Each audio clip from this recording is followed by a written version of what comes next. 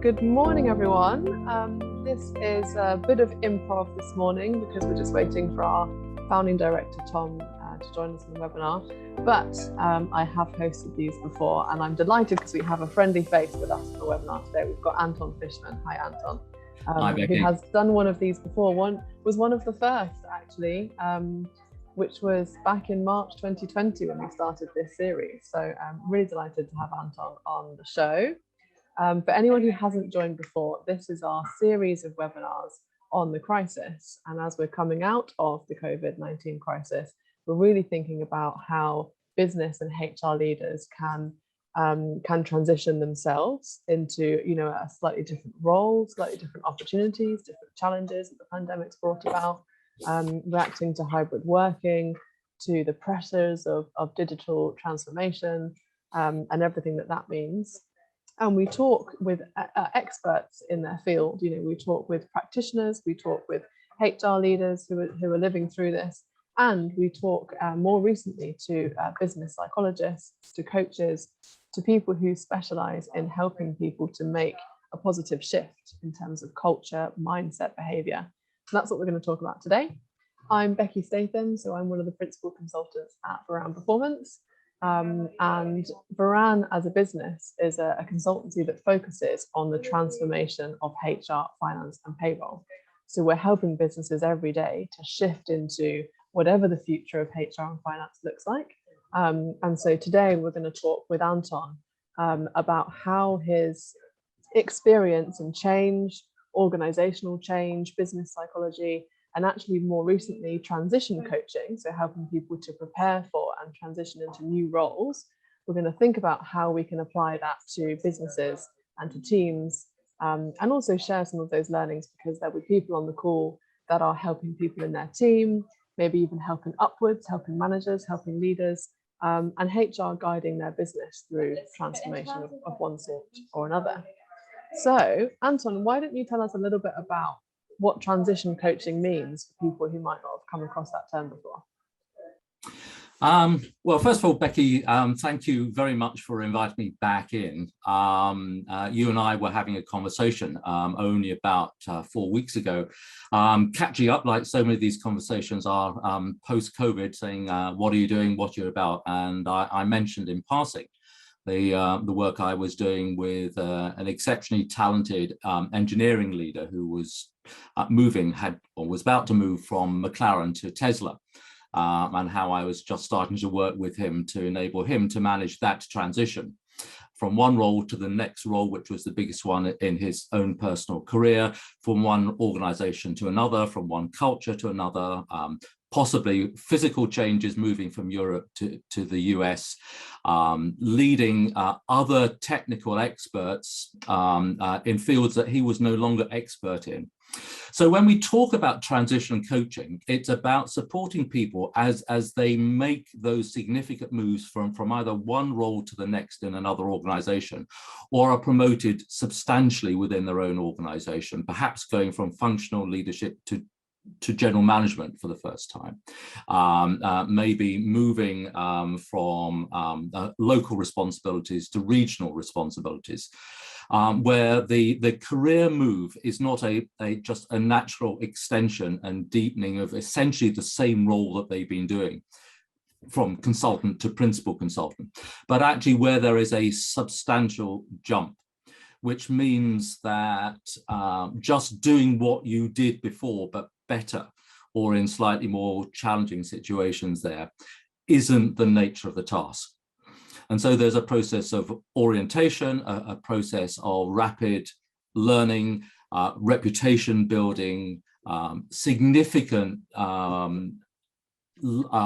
diagnosis. What's really going on around here? What actually am I here to really do rather than what I've been asked to do?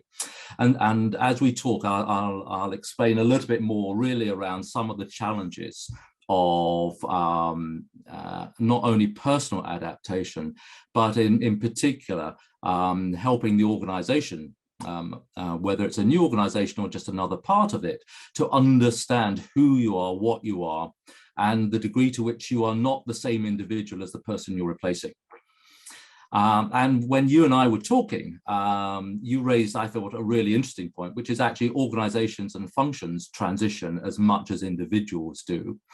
And we were curious to explore whether there were parallels or indeed some insights that might come from the support for individuals who are going through those career transitions to teams and organizations and functions who are being transformed exactly by organizations such as Veran, or have been transformed by the experiences that so many of us have had, which is the challenges of responding to the pandemic. Exactly. Hi, Tom. Welcome to the conversation. Hi. I'm going to stay quiet because I'm in a noisy office, so I'll stay on because I love chatting to the both of you, but I will do limited speaking because I'm in a noisy full office today. So over to you, Tom. But do chip in, Bex, as you go, because you are our best host ever. So that is really interesting. As you know, we work in digital transformation the whole time. We are trying to take teams on a similar transitional journey, and I think many of the characteristics are shared, Anton, because I always find it amazing how in trying to move an organization and the individuals within it from working with their old processes and old systems into a new world of digitally transformed organization, how much they are keen to cling on to or hold on to their old ways of working. It's kind of day one, they talk about how difficult it is to work in that environment and all this kind of stuff. But actually, they're very devoted to that as well. It's kind of, there's a fascination. It's a very hard task to practically move people from working in the way they're used to moving into a new way of working, even if the changes are very, on the face of it, if you and I were looking at it, the changes are not really that substantial. It's still the same role, etc., just with different ways of working and different tools on top of it. Does that relate to the personal transitions you're working in, Anton? It does, but it also is made more complex by as soon as you start to talk about collectives rather than any one individual. And I'm happy to talk about some of the research that's been done in this space, which is quite extensive. Some of it academic, some that my old firm Corporate Insights got involved in, where you can actually identify and I think be pretty confident about the skills that are required at an individual level, some of the actions that accelerate or the ability of individuals to transition, and perhaps more importantly, the traps that are waiting and lurking out there that can capture you and sometimes derail you if you're not aware of them. And indeed, building awareness of those traps is quite an important part of transition coaching. It's a little bit harder, although I think the analogy is there, to talk about team or functional capabilities as opposed to individuals, because that becomes interesting, but it's quite diffuse because we have, if you like, the transitions of each of the individuals within the leadership team, if you're talking about an HR leadership team, or the organization as a whole, but you've also got the interactions between them. So you've got a multiplier effect of complexity, Tom, which is that individuals need to go through those transitions. They have to learn how to work with others within their own teams in different ways, which is another sort of transition. They need to create, in a sense, new ways of working or new culture within their function, which goes beyond their team, but within the confines of their function. And if they really are transitioning significantly, they're going to be changing the brand experience of engaging with their internal clients. And so we've got sort of 4 tiers of transition when you're talking about functional change.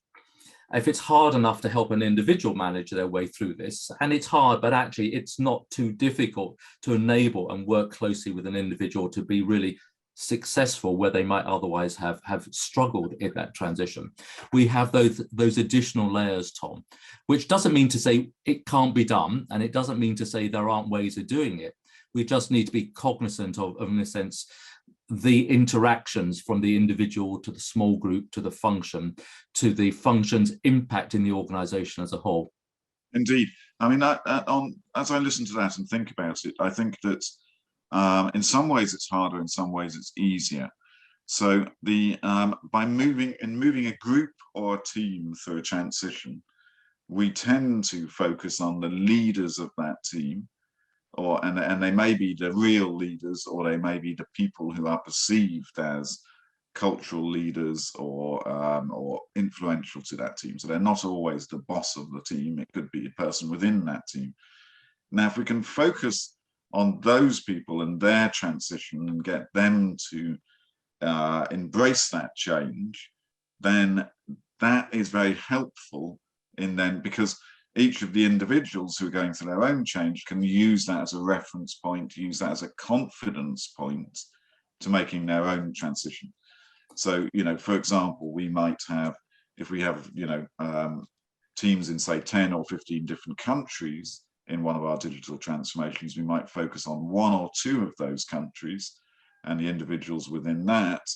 And then if they can demonstrate the move and start talking about it and start advertising the improvements within that group, then they're much better as advocates and confidence guides to the other team members and other colleagues elsewhere. Yeah. So I kind of think that doesn't necessarily make it easier, but that's how we tackle that issue. And Tom, I really like the point that you're making. Partly because it simplifies, in a sense, the issue that I raised there, but also because the demonstration, if you like, of adaptability on the one hand as a role model for others, but also the impact that they can then have as leaders in supporting their own function going through that is significant, and enables, in a sense, those people like you or others who are working with those teams to really be quite focused. And whilst you were talking, I was just looking at one or two slides that I have merely as prompts really for this conversation. One of which is around the personal capabilities that research shows enable people to transition most effectively. And I was just going through them as you were talking and actually thinking that they do actually apply to what leadership teams can do and do well in these transitions. So I'm not going to do a screen share because I don't have it up there, but if I just run through a few of these, I'd be interested in your thoughts, Tom, on whether these work as well for leadership teams as they do for individuals. And the first of these, and again, it's part of our coaching process, is personal preparation, planning, and analysis. In other words, making quite clear and explicit the nature of the change that is taking place. Really understanding, getting data, and being able to articulate actually what's the difference between A and B. What are the fundamental characteristic changes as we move into those things there? The clearer those can be, both for yourself as an individual, but from what I'm hearing, Tom, from what you're saying there, and the clearer you can make it for others around you, that's going to be hugely helpful. Aligned to that is then creating a strategic vision. Now, when we talk to individuals, it's very much around helping them anticipate their own effective role in, say, 6 or 12 months' time. But of course, creating that strategic vision for your function is a critical next step, which is going beyond, in a sense, the detail of that analysis to something that is quite clear, engaging, motivating, and is memorable. The next one I got there, and it's quite critical when people move from one place to another, but actually I think it resonates here, is the issue around cultural sensitivity, which is really linked to being aware, if you like, of the dynamics In a sense, it's the soft side of the information about organizations rather than the hard data. As I say, in the example of the individual I'm coaching at the moment, moving from one corporate environment to another corporate environment, there are substantial cultural differences. Moving from a British international business to a US international business brings cultural challenges that's there. But actually moving from say a function that has had a lot of human touch points to one which is now being intermediated by technology changes the nature of the interactions and the experience there, and being sensitive to actually how your end users are experiencing you, being actually aware of, if like, the changes of the internal culture that these new operating models brings, again, is one of the factors that I think will lead to success. And I'm going to pause there because I'm not going to go through the full list in one go, but just to get your thoughts and reflections on just those points around about preparation, data, articulating the differences, creating that vision, and being sensitive, if you like, to the intangible elements of that change as well as the hard data. It's very interesting because I was thinking about that, and the nature of the change which we are bringing in digital transformation is largely people are we're not asking them to change themselves, but we are, and the way they necessarily feel about themselves and what they're doing. It's more about how they're doing those activities and bringing new ways of doing those activities in general. But I think those things sometimes get mixed up.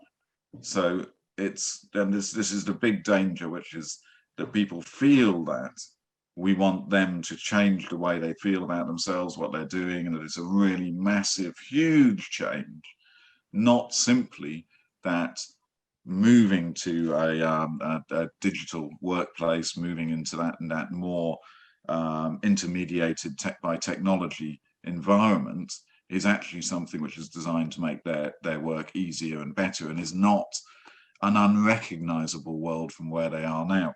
So therefore, I think the nature of the change is slightly different from some of those more personal journeys which we're talking about. But you're absolutely right. We do it in those three ways. Firstly, it is defining exactly what that future change is going to look like. So what is the nature of the change?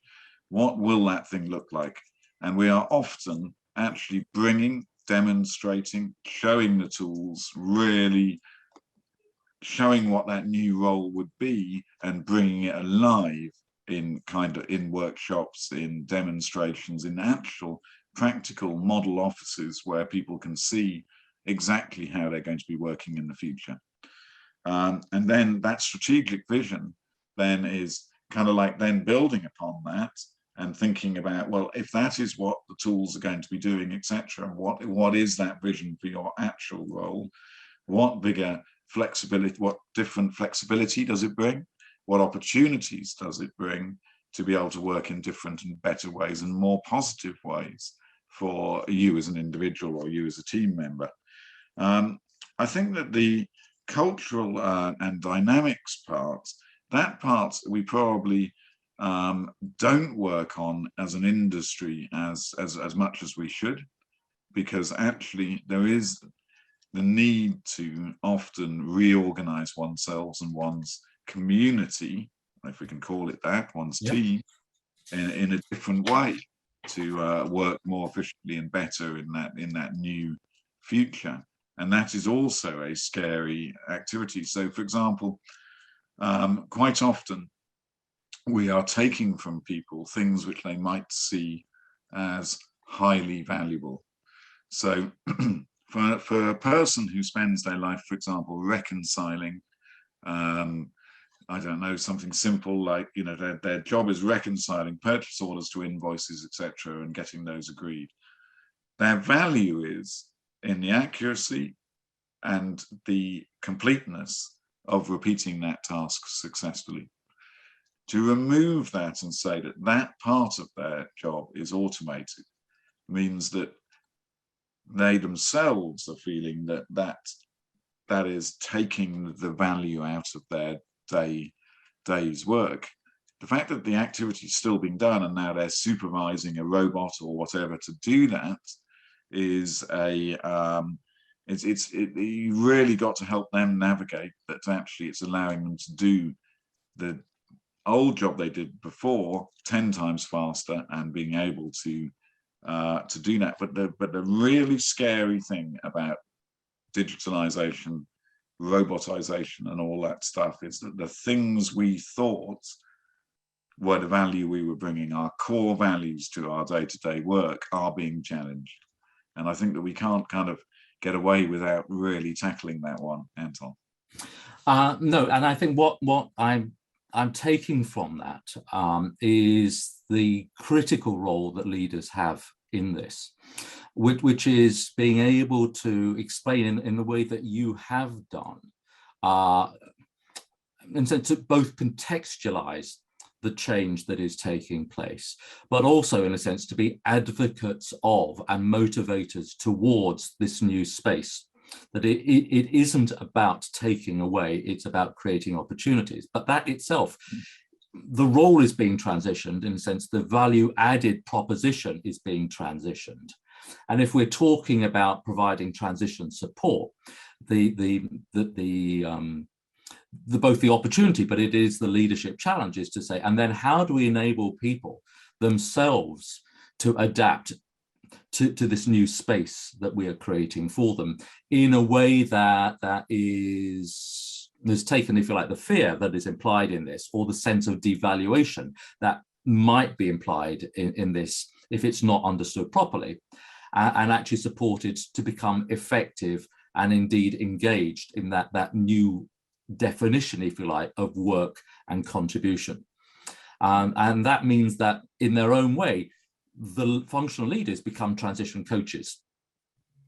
Yes. And it's their great opportunity.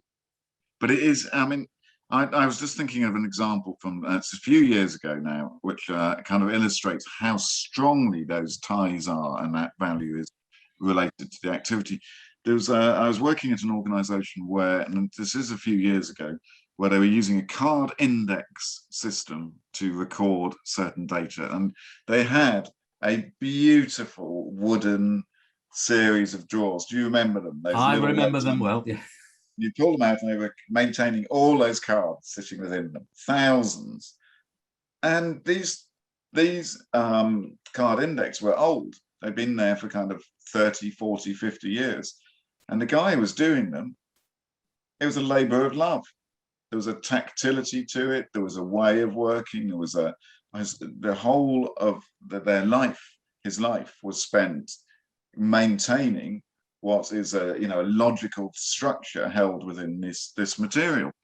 And when that was superseded by electronic means to record all of that, he actually took those cabinets home to protect them, and with a view that he was going to continue to maintain them in case the new system kind of didn't work, etc. Now, I don't think that's what he was doing at all. I think that what he was doing was expressing, after 20 years of working in this way, his personal connection with those physical objects and his personal connection to that old way of working.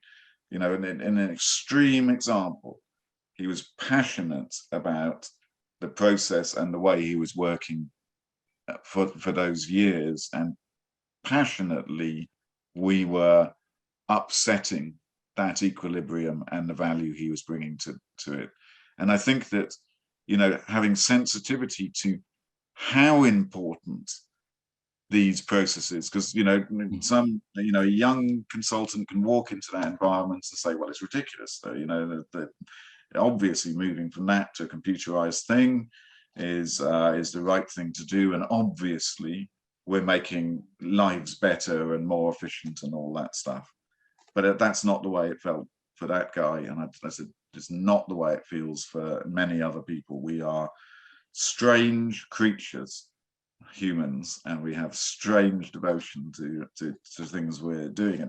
I suppose it's almost institutionalization, you might call it, Anton, but it's a very, since you and I have been around a lot longer than you have there, but since you're in reminiscence mode, you just remind me of something, which again, as as a young consultant who made the mistakes that I think you are just talking about, working with a very large bank and helping them go through a major transition. I remember getting a challenge in one of the workshops where we were talking about this new performance process that we were putting in. And the challenge came not to me, but it was directed through me back to the organization, because it was pushing through some quite radical changes. And the question came from the floor: where is the humanity in all of this? And this is 35 years ago, but I still remember that question from the floor today, and was reminded just now in what you were saying about this, which is we have to remember the humanity in the change processes, as well as the efficiency, effectiveness, and other drivers.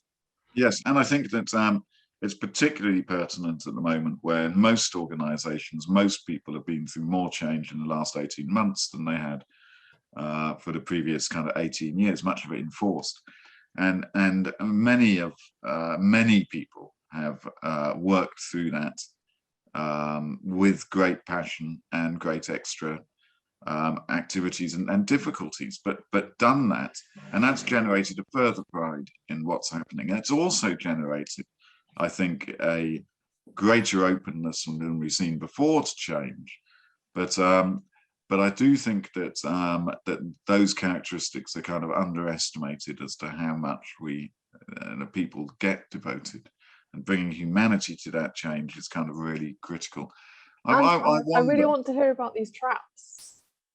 That's what I'm really interested in, because lots of people are coached, not officially, but that, let's say they are promoted due to their performance into a new role. Maybe it's a different role, maybe it's a role upwards, and I'm sure there's I haven't seen people do that badly, really. So I'm really interested in the traps that people can fall into and what we can learn from those.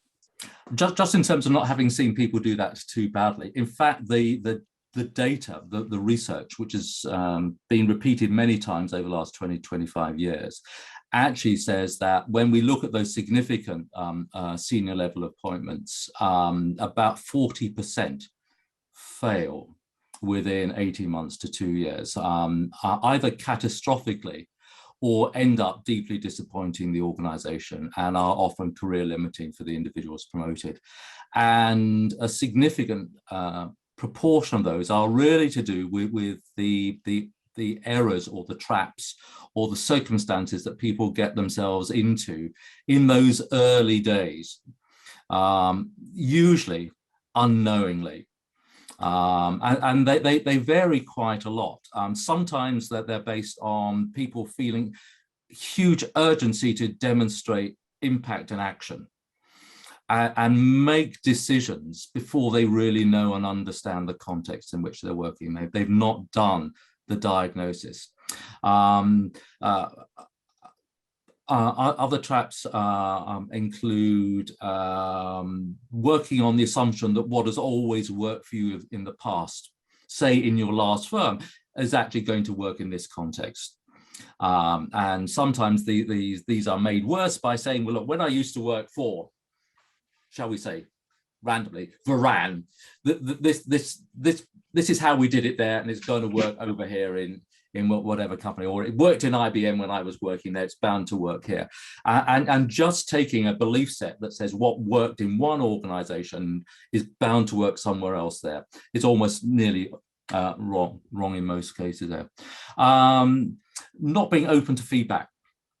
Critical issue that is there. So there is a huge learning curve, and being understanding that you have to learn, soaking up that information, sense making, and working on feedback as you adapt. So the failure to learn, the failure to accept feedback, the failure to orient yourself is another trap that's there. And then there are other ones which are really more to do with social and political ones. And when we talk to senior executives as they perhaps move in, one of the ones that happens is what we call being captured by the wrong people. you move into an organization, you don't really know the power struggles there, and all of a sudden someone puts their arm around you, physically or metaphorically, gives you a particular perspective on the world, which actually reflects one aspect of the power play that's been taking place. And before you know it, you're suddenly in someone's camp, when you really need to be independent, form your own view, or actually be somewhere entirely different. So being captured by the wrong people is another track, probably doesn't apply to organizations. But the one that I was thinking about in particular when it comes to functional transformation is one that we talk a little bit about. We call it Successor Syndrome, but there are a couple of meanings there, but one of which is that particularly if you're following someone who has been in a role for some time, has been either admired or has been charismatic, is your predecessor walks the corridors in front of you. The ghost of your predecessor is there, and you are being judged often without being aware of it, in contrast to your predecessor. And sometimes you're told so-and-so didn't say that, but sometimes that there are a whole series of expectations either about how things should be done or how things were done, that actually are those ghosts, those shadows, which you need to get to know and understand, but which can destabilize you. And what I was thinking about was, in functional transformation, is if you really have gone through a transformation, in a sense, you are your own successor. The ghost of your past still walks the organizations in which you work. The expectations about how the HR function or the finance function works or does things walks ahead of you. And I was just trying to reflect, and I'm interested in your views, Tom, about actually how you in a sense become your own successor as you as a function have changed, and how you change perceptions and how you change understanding and comprehension, that you are no longer, in a sense, what you once were in terms of the value proposition, the things you focus on, the way in which you engage, the experience of working with you, and the nature, therefore, like, of not so much being aware yourself of the transition, but enabling the organization around you to accommodate to the new you. I mean, I find it amazing because going down those lists of traps, I suddenly have done all of them. And then what's awful is, have I done all of them more than once? I love that doing too much. And I think that's very critical, that you know, we've been through a period of mantra of your first 100 days. I mean, a lot, and create your first 100 days plan, create the impact in that first period, etc. When actually you're saying that's actually a cause of significant damage, and I can kind of totally agree with that. I mean, one of our biggest problems, I think, and one of the most difficult areas, is that that transition to leadership, people believe that leadership is leading, so I better do lots of leading. I'll tell people what to do, I'll create a big difference with the past, I'll make friends quickly with people within my new team and all that stuff. And all of those things are the traps you're describing, which is actually, it's that desire, that excitement about actually leading. In corporate terms, I think all of these mistakes are made as well. I think it is a difficult problem, which is to create that transition. I mean, 40% failure to actually make the transition is not something we see. The transitions do occur, but it's how successful they're achieved. So it's have we realized the benefits we're expecting of this move? Are people still actually, and a shadow exists where the tools and the processes have changed and there's a new way of working, and yet people are still working in the old way they used to work and not embracing the efficiencies and effectiveness of the new tools. And we kind of touched on that earlier with the examples we were giving. But I think that's the shadow which we see, which is that that there isn't a genuine move to new ways of working. There isn't a genuine change, but instead this kind of shadow where I'm still doing all the things I used to do, and I'm doing that. And that's interestingly, it does lead to a similar stat, which is, in our business, in digital transformation of large teams and global teams, then there's still 40% of those investments, those large programs, which do not deliver the benefits they're expected to deliver. And it's a real problem, and it is about that shadow kind of coming across, and actually there being not a genuine change in the way people work. Yeah.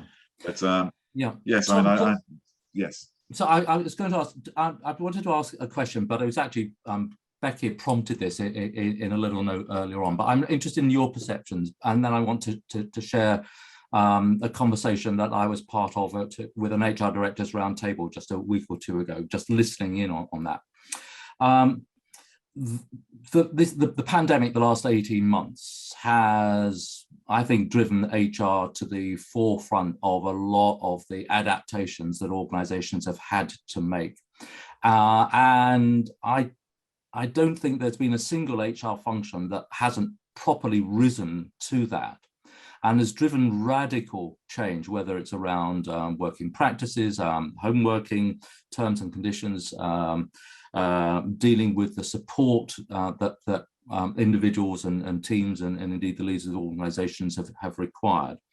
And I suspect, and I'm wondering whether you think so, that actually, in a sense, the pandemic has driven both change and transformation of the way in which HR functions work radically.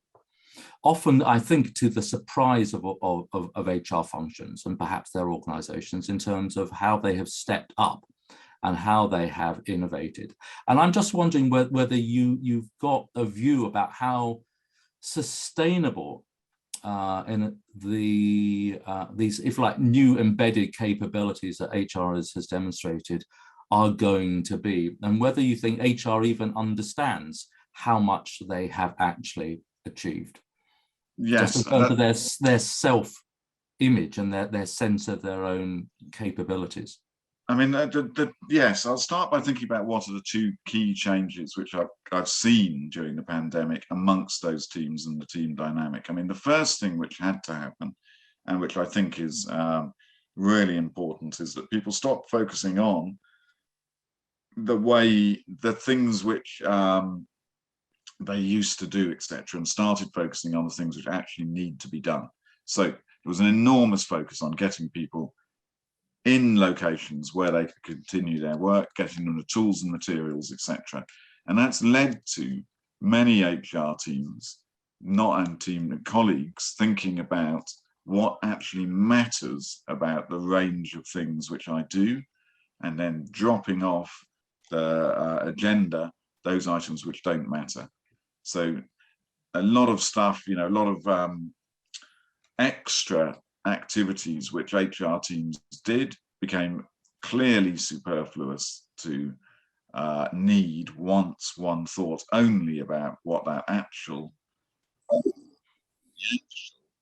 work which needs to be done was.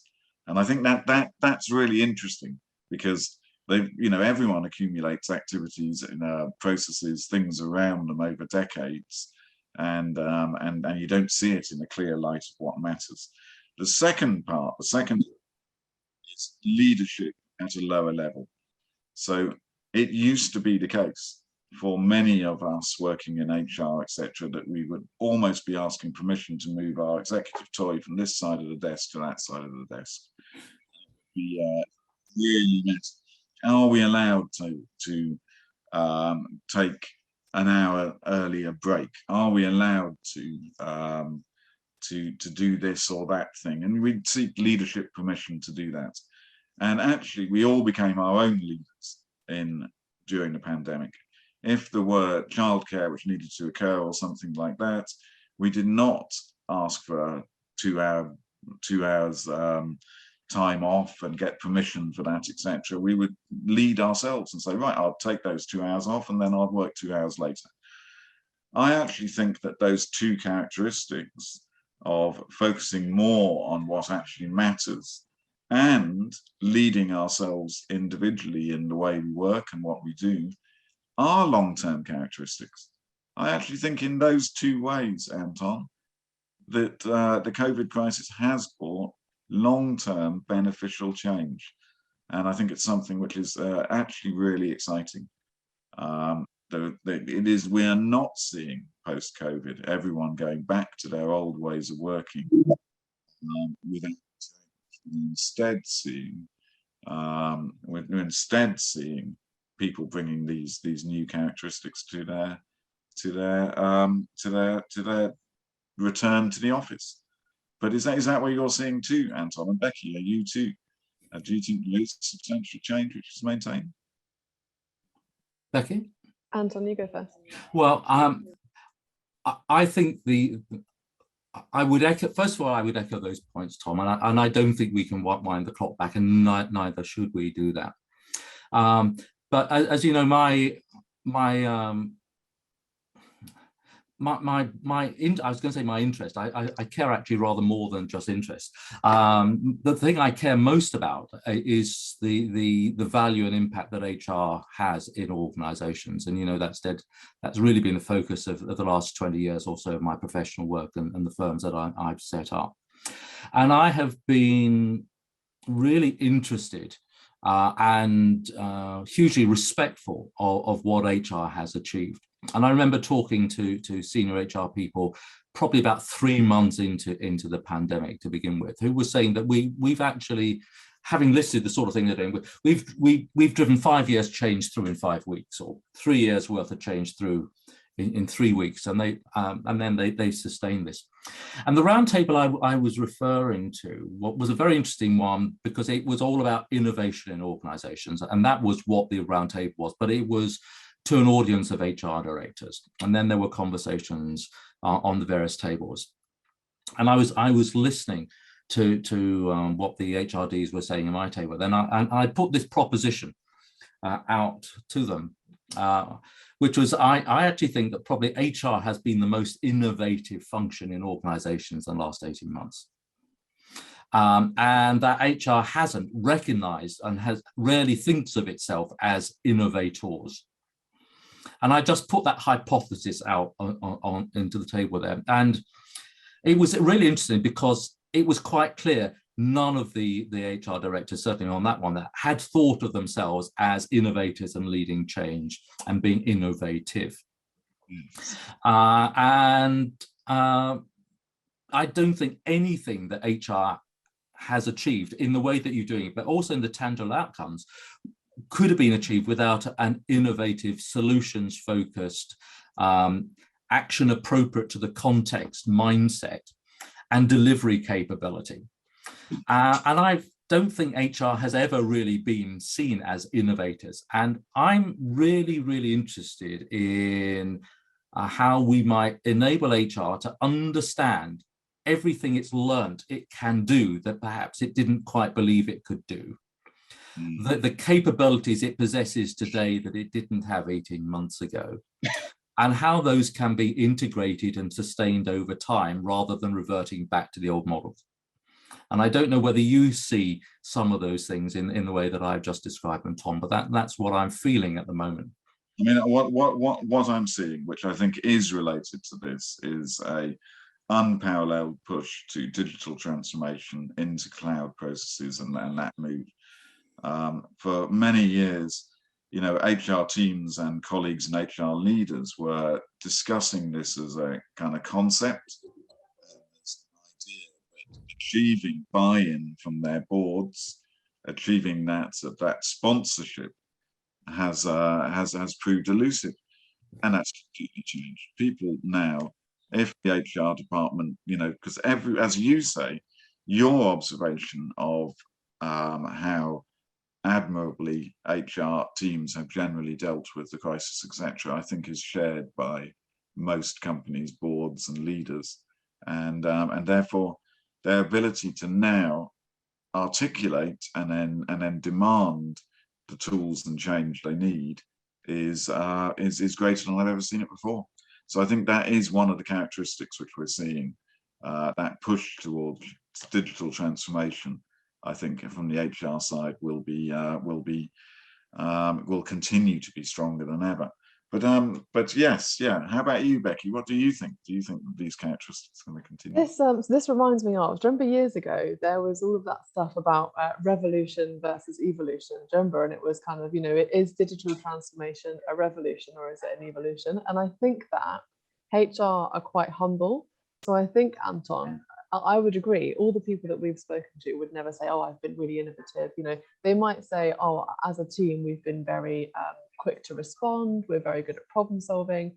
But I don't think they'd ever say they've been innovative, even if they've set up like a new system or a new process and they've managed to get everyone working hybrid really effectively. So I think if we were talking about, evolving things and making improvements, they'd be like, oh, of course we've done that. But I think innovation is kind of quite a big word, as if you're like an inventor or something. So I think some of it is them being quite modest. But given the time, 10:47, we normally try to think about practical tips. So kind of some practical tips for people on the call. And the people on the call are HR leaders, team leaders, business leaders. So I wonder if there's kind of 2 or 3 practical tips that we can think about for helping people or helping organizations to transition, broadly, or even if there's kind of specific examples that you could give, Anton, as we kind of close today. I'm being simplistic, but I don't think actually it's necessarily a difficult task, which is that the experience of not just myself, but most people in this sort of transition coaching space is that you can accelerate the process of transition. You can reduce significantly the in a sense the disappointments organizationally and individually through really quite simple and structured support. And a lot of this has got to do with helping people understand and appreciate the nature of the transition itself. That there's plenty of research, there's data out there, there are books written on it, they're Harvard Business. They're the slide decks that I can share.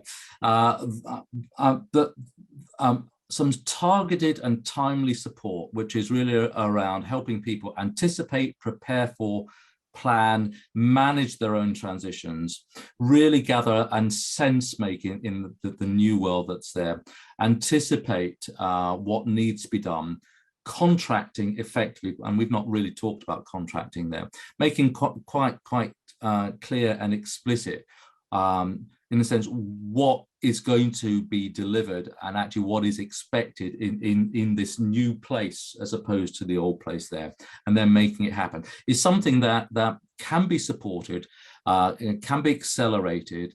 The challenges and the traps that we were talking about, Becky, are on the whole relatively easily avoided as long as you know what to be looking out for, and that the payback for just focused and practical and data-led support is huge, both at an individual level, when we're talking perhaps at chief executive or senior leadership level, where even the consequences to the business of chief executive failure, which is again a big transition issue, is pretty well known, and chief executives' tenures are getting shorter all the time, partly because they're now being thrown out rather quicker than they were before. But even at the level of the small and local team, the benefits of making that transition far outweigh any costs associated with it, and it does return the humanity. To go back to the point that Tom picked up and reminded me and everyone else, which is it is not only the efficient and effective way of supporting that, but actually it is the decent thing to do to enable and support people going through this. But a little bit of research from those who are going to take that responsibility to understand some of the models there, and just the dedication of a certain amount of time can radically change the outcomes for the positive. And my top tip is that those tools can do that, reduce it, make it easier, make it more efficient, make it happen, etc. But we should never underestimate the actual impact of that change on the individuals, the way it makes them feel and how joined they are, how much people are bought into stuff which we wouldn't really recognize as being core to their values, but actually is. So we can reduce it, we can map it out, we can use the kind of tools which Anton described, but you can't take it away, that core feeling of change. So with that, I would like to thank Becky for standing in for me at the early point of the call, and also thank Anton for the wonderful session today. Really interesting, talking about these dimensions and that parallel between the transition of people and the transition of organizations. So Anton, thank you very much. That was very insightful. Delightful to join you, and again, appreciate, as always, the conversations with you, Tom, which are always stimulating, but also Becky's role as the catalyst in making this happen, and drawing my attention to the functional parallels hand in hand with the individual ones that I was talking to her about a month ago. Amazing. And then finally, I'd like to thank our audience for joining us this morning. Have a great rest of the day, and I hope you found it as useful as I did this morning. Thank you very much. Thanks. Bye.